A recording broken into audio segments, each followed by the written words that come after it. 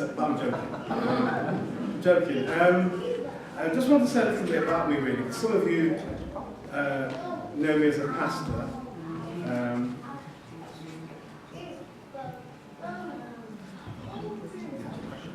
Some people know me as a pastor, but the pastor has a story. We didn't just, as I say, bounce up. There's a kind of history to us. So, school never really worked for me. School was good in terms of friendships, but I didn't really achieve much at school. And then I left school in 1975, so that gives you an age approximate to my age. I'm 60 next year and I'm looking forward to it. I took, well, it would be equivalent to GCSEs. I took 5 GCEs at 17. And I remember in Leicester, phoning my mum, I said, "Have my results come?" "Yes." "What have I got?" And I heard the envelope open: English, U, maths, U, physics, U, technical drawing, U, and there was one other. I got 5 U's. Delroy, what is this 5 U's? Well, engraving. And then I took O-levels again. I got 1 out of 5, and then I took them again. So I basically said that my journey to this hasn't been straightforward. I didn't go to university till I was 38.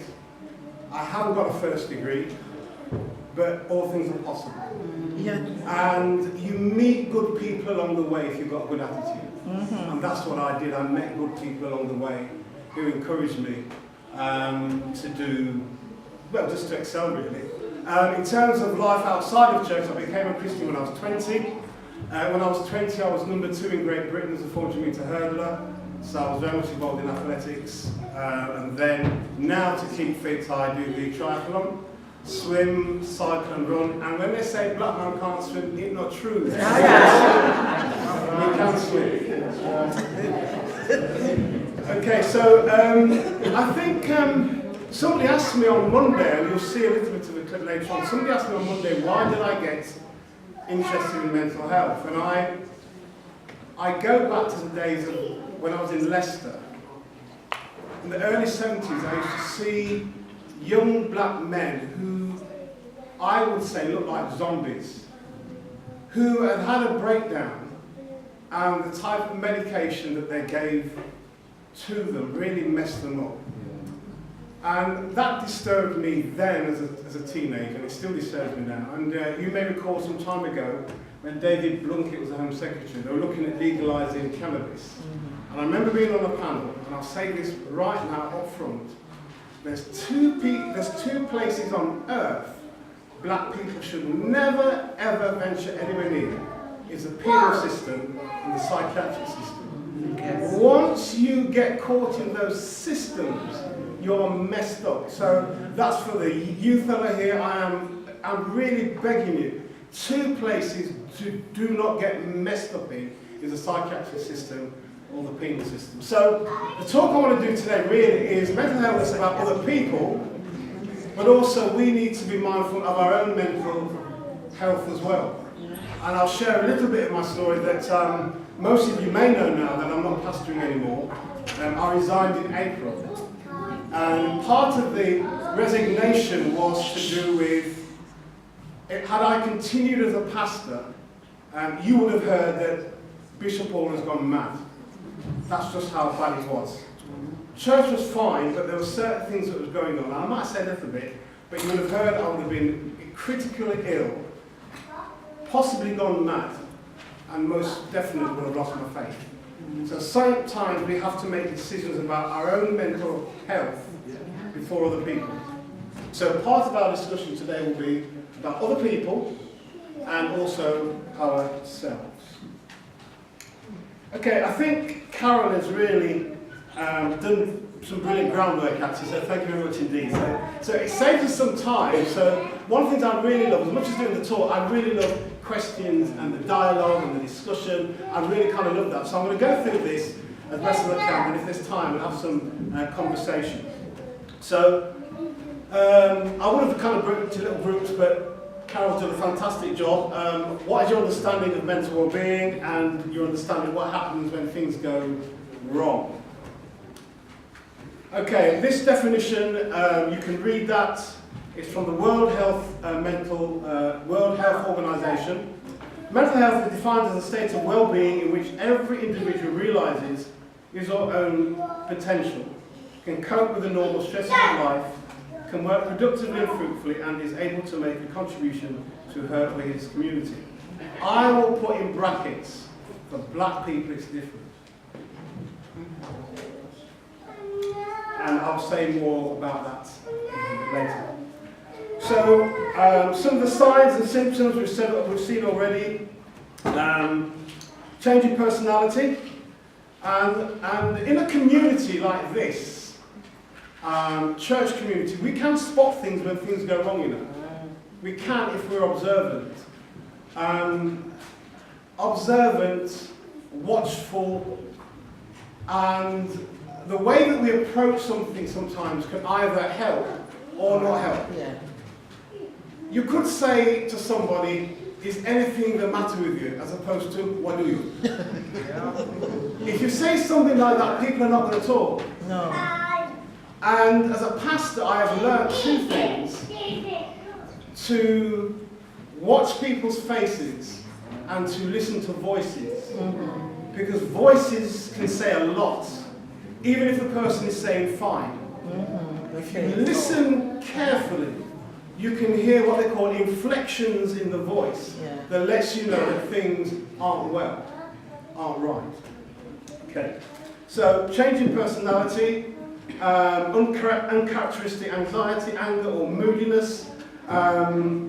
Not so much mental health, but I recall, as I was putting this together, I recall an incident when I was at Duke Street. The person's gone on to be with the Lord now, and I remember standing at the door greeting people out. I don't know if the pastor does that here. Mm-hmm. I've been told that's a Roman Catholic tradition, but I don't know about that too much. Greeting people out. I remember this sister, and at the time she must have been in her 80s, and she knocked me flying. And as she walked out, she scowled at me. And I thought, God, what me do? That's the kind of natural stance of us as pastors. So I phoned her the following day, I think it was, and I said, is this so-so, is it? Pastor, yes. Very frosty she was. Can I come and see you? She says, you're my pastor, if you want to. Really cold and, you know, I'm sure you've had those kind of calls before. I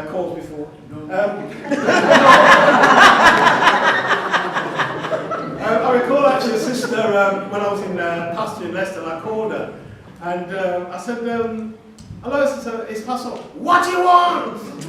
And then when I phoned her to say, I've actually just phoned to find out how you are, and the mood changed within seconds really.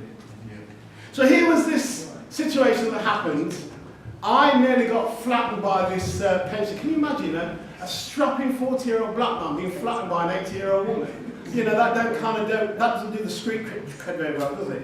So I went to her home, and she was very civil and very nice, and I spoke with her, and I realised after a while that I had nothing to do with what had happened. And I probed as you would do in a very unintrusive way. And I said to her, well, you know, on Sunday, I said, you kind of left the church in a bit of a state. And then she told me what happened. She said, Pastor Hall, she says, a few years ago, I could look out my window, see the bus come in, and I could run for it and get it. I can't do that anymore. My life is full of tablets. That's what it was. That's what it was. She was angry with getting older and slowing down. And she burst into tears, and she had a good cry. And I held her hand and prayed with her, and after that I was the best pastor she ever had. Sometimes people act in a particular way, and we can be very quick to rubbish them off. But sometimes just being with them, sitting with them, if they trust you, you'll find out what's really kind of bothering them. So, in terms of, you might not see this very well. I've got some handouts, I'm sorry, I should have given them out in my maybe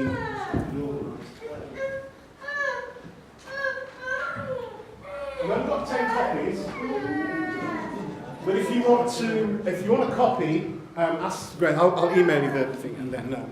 So you might not be able to see all of them, but in terms of this mental illness thing, we've really kind of come to a stage now. We really need to deal with it. We can't just pray about it and spiritualize it and demonize it. We do have to deal with it. And talking to my mother, she recognises now that some people, young people she grew up with in Jamaica, had mental illness. But it wasn't treated that way. When she looks back now and some of the knowledge that she has, so she realised that some people did have mental health issues. So part of the work we have to do as a church, and I'll say this for this church and for all black churches, there's lots of issues we can't turn our back on. I was told by, I was at Barbados a few years ago, if you're able to share, it'd be really good, but if not, if you can take notes, and then I'll make sure that, in fact, before I leave, I'll make sure that Grace, I'll email a copy to Grace, and then she can populate it with everybody. I was at Caribbean Studies Association,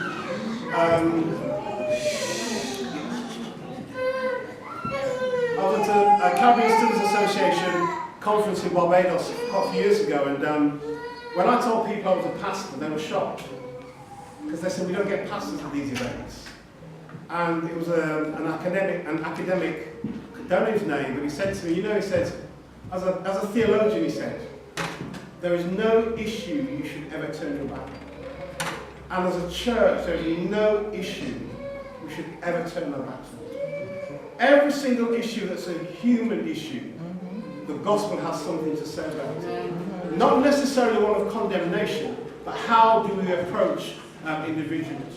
So part of the elimination is education. I can't see this too well. This is bad. Certainly education, good quality treatment, the language that we use. So if somebody's having a breakdown, we don't say, I'm mad, then mad. That doesn't help. That really doesn't help. Even though we might know what they mean. Or they mean. And in fact, it might not be a good idea you say that in front of them. No. Maybe in a conversation you may have that, but then our language is really important. And also the other thing is the media. The media now is beginning to change. More celebrities now are beginning to talk about their periods of depression, ill health. And I'll be honest with you, as a pastor for nearly 30 years, I've had periods of depression. I've never been to the GP because I only had to deal with it. But, and I shared that with a group of, at the executive level, about depression and blood pressure. And I'll be honest with you, from the age of 40, every year I go to the doctors and get a checkup. And every year I am afraid that he's going to say your blood pressure is high. But he's never said that. There's two reasons why. Diet and exercise. I eat well, and I think I exercise relatively well. And I think, if my understanding is correctly, Seventh-day Adventists, all black majority churches, look at health seriously. Yeah. Some of our churches don't. We have the grease running off the mutton and we have the Lord's blessing on it. And there's no point, if you know you're overweight, there's no point sitting down and just about to eat a big, fat, juicy burger and rebuke the demon of obesity out there. we have to manage. I'm not saying you shouldn't eat burgers, but you just don't eat them every week. Maybe once a month, or once every 2 months, or once a quarter. You don't eat them regularly. So I've never had high blood pressure. Never, ever had high blood pressure. So there's a load of things that we can do in terms of education. Okay, number 3, in terms of what you might see, certain signs of behaviour, I think Carol mentioned already, even amongst us. Somebody who was once vibrant seems to be a little bit quiet. Or somebody who was once quiet seems to be a bit more vibrant. Somebody who's quite level in their walk with God seems to be super spiritual. All these are signs that we just need to say, what's going on here? And sometimes the super spirituality is hiding something that they've done, and it's a way of dealing with it. The other thing, of course, Carol mentioned, lack of self-care. People who you notice at one time would dress really smart and clean. They start coming to church or to work looking scruffy, smelling. You know that something isn't quite right. In fact, a friend of mine is a social worker, and the church she was at in Birmingham, there was a young lad who had grown up in the church, got to the age of about 15, 16, and the folks noticed he started to act quite effeminate, and they started to poke fun. She, being a social worker, wanted to know what was going on because he never displayed these type of behaviours before. When she spoke with him over a number of weeks, he then told her that on his way home from school he was raped. Never told anybody. And it began to have adverse effects on his behaviour. So sometimes when we're seeing somebody going a little bit, as we say, off the radar, people just don't go off the radar for nothing. Something has happened or is happening which they don't seem to be managing very well. So it's about being observant, really. And also when we have mental issues can be drink. I don't know about Seventh-day Adventist, the church said, we're not meant to drink, but we do. And when we say total abstinence, our cakes are so full up of it, I don't know which total abstinence people are talking about.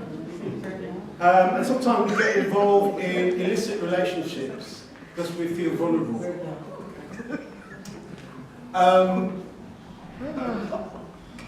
Right, a sense of hopelessness, which is called nihilism. And if we are going to look at the behaviour of young people as a barometer of society, we are in serious trouble. I work at Sheffield University for 3 days a week, now 3 days a week. And last November 2015, December 2016, there were 6 suicides in about 3 months. Bristol was worse. And now when I look at the documents that are filled by young people, one of the things they say, I have planned to take my own life. 20 years ago I never saw that. So there's something happening in our society whereby young people, many young people, are not coping. Somebody said earlier on that we have so much, but quite often our life has very little meaning. And nihilism means life is meaningless and there's a total rejection of anything religious or God. So you really wonder where kind of people are. But we're in a kind of mess. We are in a mess, and I think for our black churches, I think we could be doing far better than we have been doing. So how can we spot? So we all experience from time to time challenges to our general health and mental well-being, and I put in, are we? Yes. Some of us as men will say, no, we haven't. But let me tell you, you do.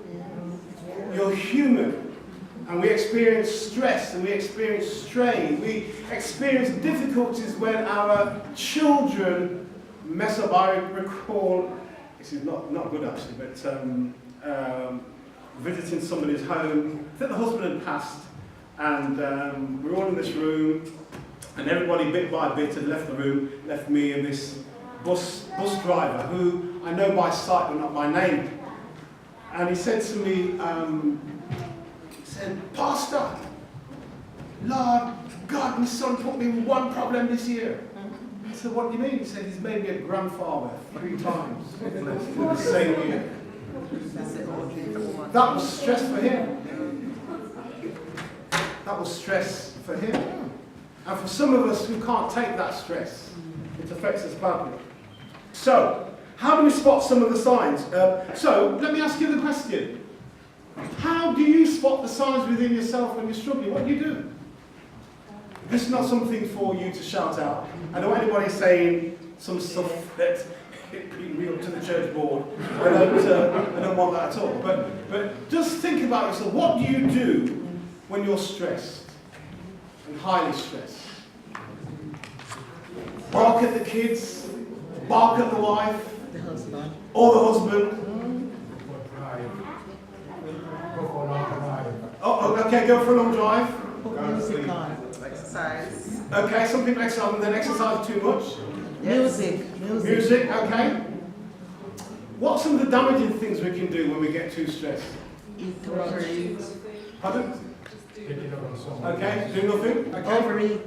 Take it out on somebody else. Okay, right, is that what you do? Then you feel it. Then you feel it on someone Okay, else. yeah. And Overeat. yeah, overeat and eat the wrong foods. Okay, all of us have ways of dealing with stress.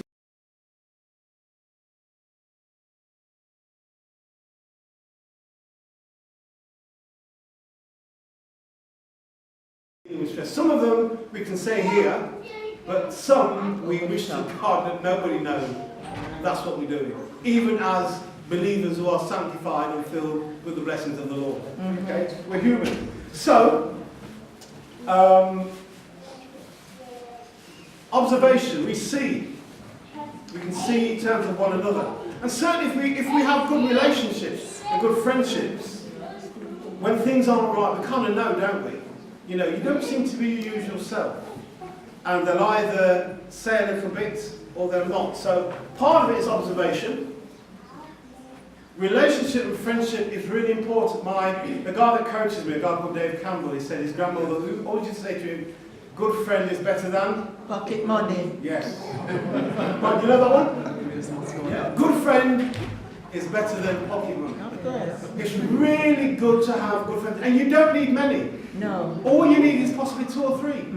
I am convinced that you can go through anything in life if you have 2 or 3 people who, what we say, they've got your back. Yes. And regardless of what you've done, they're there for you. I actually think at the moment, most of the suicides can be avoided.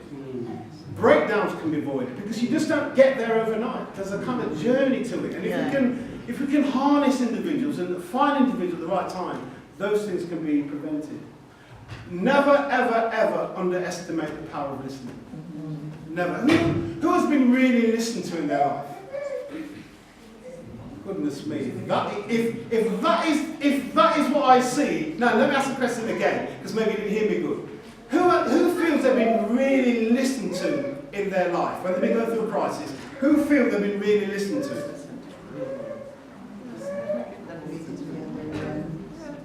Okay, keep your hands up.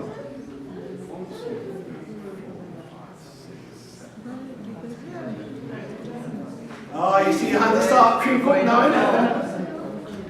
But if we looked at this spread, maybe some of us have never had that experience. And maybe that's the reason why we don't talk much. Because we've tried to open up and we've just been shut down. Certainly as pastors, well, I don't do this, but certainly, you know, somebody comes up to you with a problem. Are you praying? Are you reading your Bible? And if you're kind of struggling with those 2, that's the kind of first 2 things we kind of clamp down on. It might have nothing to do with that at all. But maybe the individuals need to talk. I think one of the sadness for me, you know, I read an article last year, of all the teenagers that took their own lives in America, 75% came out of church. Struggling with issues of sexuality. When I read that, I've got issues and questions about homosexuality. I really have. And I think we have as a people we do. Yes. But when I read that, the church which most of them grew up in, and they felt that there's nobody they could talk to, and they decided the only option was to take their own life. I don't know any of these young people, and I felt saddened. And it's interesting, you know, and I'm not Pastor Carlton. Yeah, I don't know you from Adam, and I don't believe in putting pastors on the spot. But the sermons that we preach can either invite people to talk to us or put them away. I recall a sermon on Sarah and Abraham and domestic violence. And I remember a senior mother in the church coming up to me after the service and saying, Pastor Hall, thank you for the sermon. Some of the children that we had in our marriages were the product of rape. A church sister told me that. Just by being able to share the word in a way that made it kind of real. That's what she told me. And so I shared that with my national overseer, Wilson Powell at the time, and I'll say what he says. He said, Delroy, if people feel they can trust you, men will drop them trousers and women will lift up them dress. What he means by that is this, so let me just explain. Let me just explain before you leave this building and say, what on earth did you invite that bishop? He's not saved. Now, he means that if people trust you, they will share their innermost secrets. Yes. That's what he means. He doesn't mean to say they will literally drop them trousers and lift up their dress. Is that understood? Yes, yes. Will you invite me again? Yes. All right. Okay. If somebody's got a Bible. There's some scriptures that I'd just like us to look at a little bit. And we're not going to do a biblical exegesis today at all, but just something I want us to look at. Paul, the great man of God. And we know the great miracles and all that type of stuff. 2 Timothy chapter 4. I just want to read a few verses. I want someone to read a few verses. 2 Timothy chapter 4. And I'm soon done.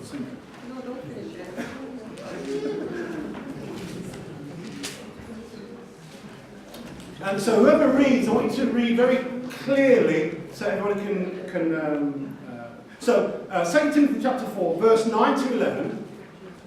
Can somebody read that?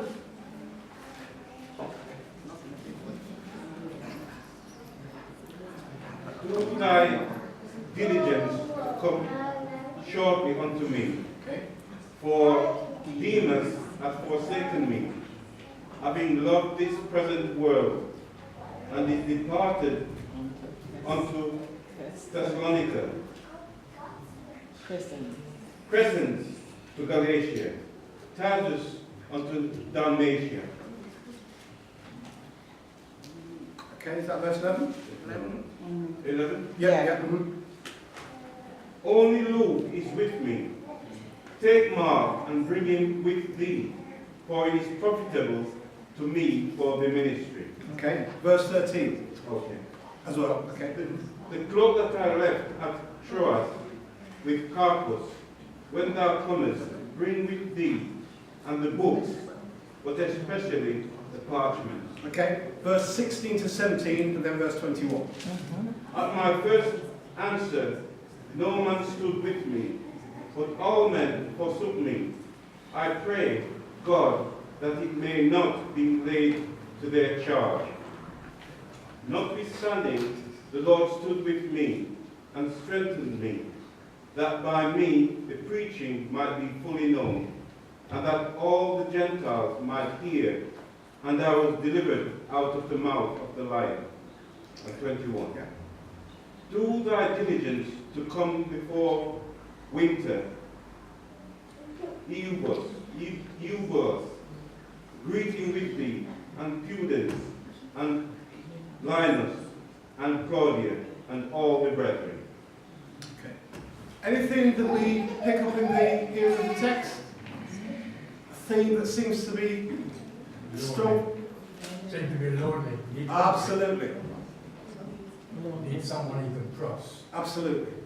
Here's this great man of God, done huge miracles, but yet, so when you come, bring so-and-so, bring so-and-so. Remember when you go get the cloak and come. If you read those few verses, that theme comes up time and time again. Here is this man of God who needed company. We all need company from time to time. Just for us to kind of consider. Yeah? Okay, continuing. What do we do? Can you play that video? Some of you may have seen it, some may not.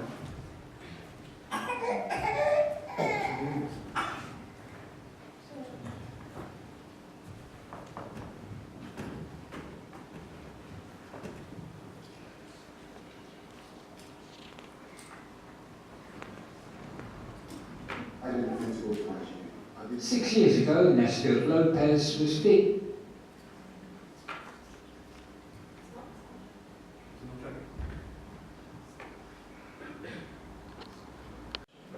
Especially if we say that we are, we're Christians and we've got Jesus in our lives, and if we have Jesus in our lives, why should we be experiencing mental illness or stresses and strain? And certainly from the Pentecostal tradition, thank you, when we have this when we have a particular notion of what it means to be filled in the Spirit, and if you're filled in the Spirit, how on earth are you stressing with life because you have got Jesus and the Holy Spirit in your life? But I know that there's that, but also there's a reality that we have to live with on a day-to-day basis. Okay, so that's in terms of what do we need to do, but there's some things I think it needs to be brought to our attention. We are diaspora people.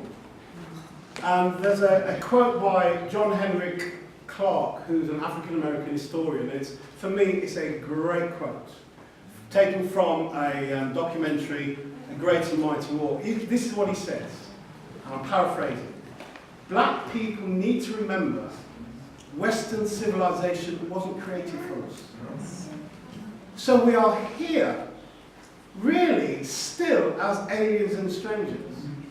If we think we are fully integrated, if some of us are, and I don't know any of you, and I don't know your views, if any of us are naive to think that we are fully integrated, we just need to read The Guardian 2 weeks ago, where after a long study, the NHS are still paying black people less than their white peers doing the same work. I'm not making it up. If you Google pay disparity, there was a big furore, wasn't there, recently about the gender pay disparity, but now after a long study, they've discovered that a black consultant is paid less than a white consultant doing the same work, up to £5,000 or £6,000 a year. So if we think that we are fully integrated, and for those of us who are born here like me, this is not our country. All it takes is a few shifts in society, and we're homeless people. You and I are old enough to see some stuff that's happened in Africa and various parts of the world, where people were neighbours one day and fighting each other the following day. So I'd really encourage us, for those of us who are born here, do not feel that this is our home. I think Brexit is an example. The folks who were deported without our knowledge, and then Theresa May has the gall to say they are British and they're one of us, but you're the one who kicked them out. Let's not be naive, please. Let's have our wits about us. This is what John Henrik Clarke said, and I think it's a good quote too. To control the people, you must first control what they think about themselves and how they regard their history and culture. And when your conqueror makes you ashamed of your culture and your history, he needs no prison walls or no chains to hold you. That's what we are wrestling with on a day-to-day basis. So for me, the serious question is this, in terms of mental ill health. How do we live ourselves?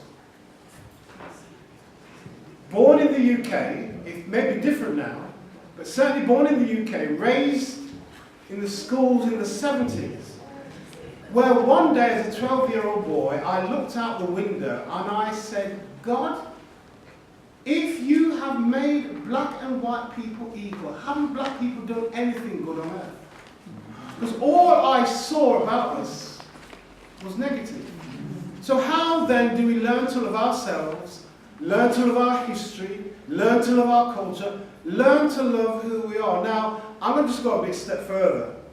I don't know if anybody's doing it here, but if you are bleaching, you are telling God what he has done isn't correct, and you know better. That is a screwed up mental illness. It might not be considered mental illness, but we ain't thinking right if we are not loving our black skin and we have to bleach it to fit in. And one of the things that I'm just finishing off, it is about mental health actually. I'm finishing off a chapter at the moment. If I remember, let me have a quick look over the audience. Yes. I'm finished off a chapter. There's a social scientist in Canada. He's asked me to write a chapter. And the chapter is called The Exotic and the Grotesque. I'm making this, the exotic and the grotesque, the uneasy space of the black male body in the West. black men, generally speaking, are coveted as sexual objects by white women. But we are also the object of violence and hatred by white men.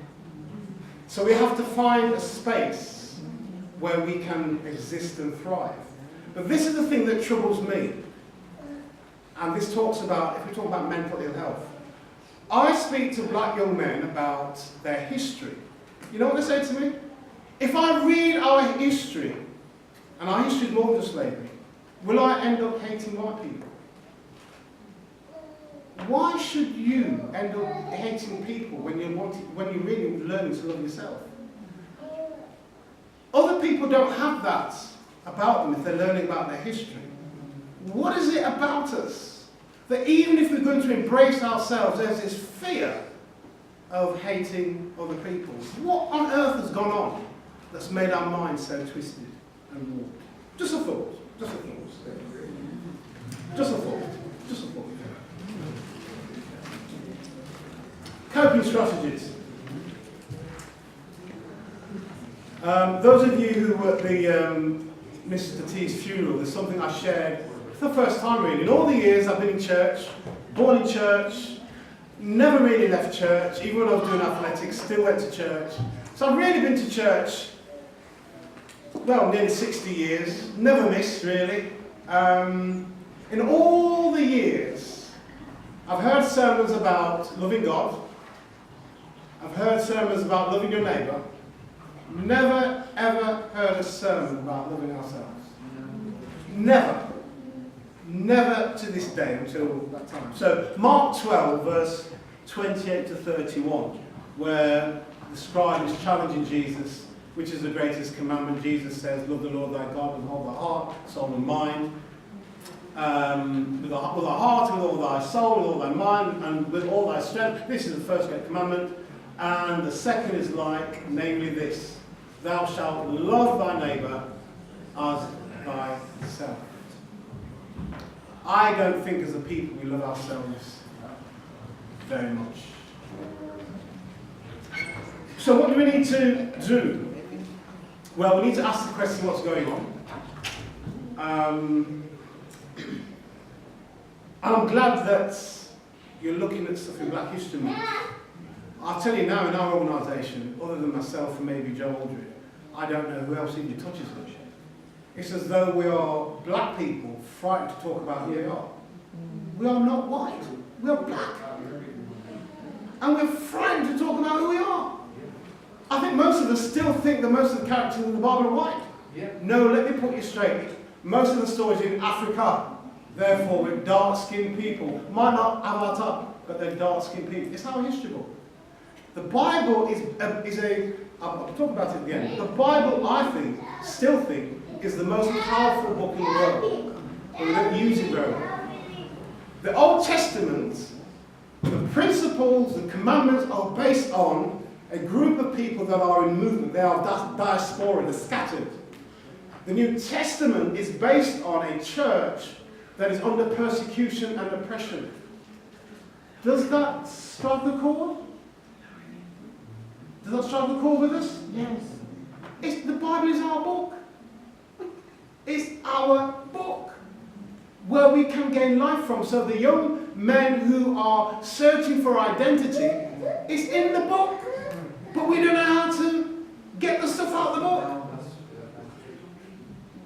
Our focus quite often is, let me talk about Church God of Prophecy. Seventh-day Adventists have been very different, so let me just talk about what I know. Getting saved, getting sanctified, baptized, speaking in tongues, member of the church, and getting involved in the life of the church. Well, actually, there's more to life than that.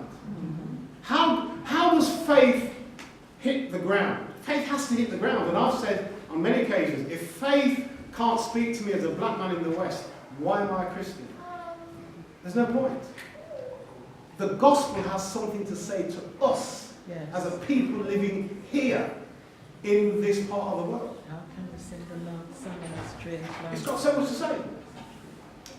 So, part of the coping strategy and part of what we need to do is take the time to invest in your life. Ask questions about your life. Ask questions about what's happening in the world. And when you watch the news of all places, ask the questions. The media are cunning. They are sifting information in a way to shape our thinking. We need to be asking certain questions. Why are they telling us this? What are they not telling us? Why are they putting it this way? Is there something else we need to know?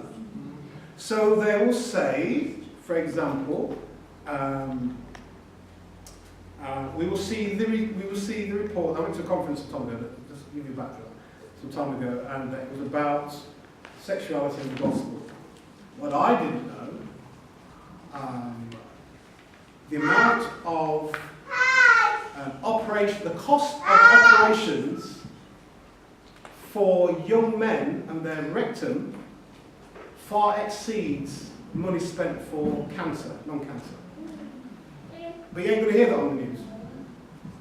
So there's certain things we need to be asking. When we watch the news, when we hear the news, we need to be asking certain questions to inform us. So, take the time. It's lifelong to invest in your life. The second thing, find somebody to, and even if it needs to pay them, so they listen to your story and help you to work through stuff. I think a point I made was this. Some of us as men, we will spend thousands and thousands on our cars. We wouldn't spend a few £100 in helping us get our lives and relationships sorted out. But we'll spend thousands on a Merc or a BMW, and if anybody's driving a BMW or a Merc, I'm not saying you shouldn't. I'm not saying you shouldn't. But I'm just saying that we spend money in certain ways when perhaps we could be spending money to help us have better relationships with our partners, with our children, with ourselves. Find out about our history. Pre-enslavement. We have a rich history of some of the things we have done. That the centre of Christianity was where at one time? Where was the centre of Christianity? Do you know? Egypt. City called Alexandria, where the first university was developed. The centre of Christianity was Egypt. So when folks say that it's a white man's religion, that's not quite so. So I really encourage us to read, to learn, to do whatever we need to do. Remember also that you are created in the image of God. Yes. Therefore, that makes you special, even if the world says something different. One of the great things about the Black Church was that what it did in the early days, and still does now, it humanises people. Isn't it great when you can just be with your own people and just chill? People might be watching you, but there's a relaxation that we have here that we may not have in our places of work. And for those of you that are managers and have serious people responsibilities, your job is not easy. Your bosses will scrutinise you far more than your white peers. That affects your mental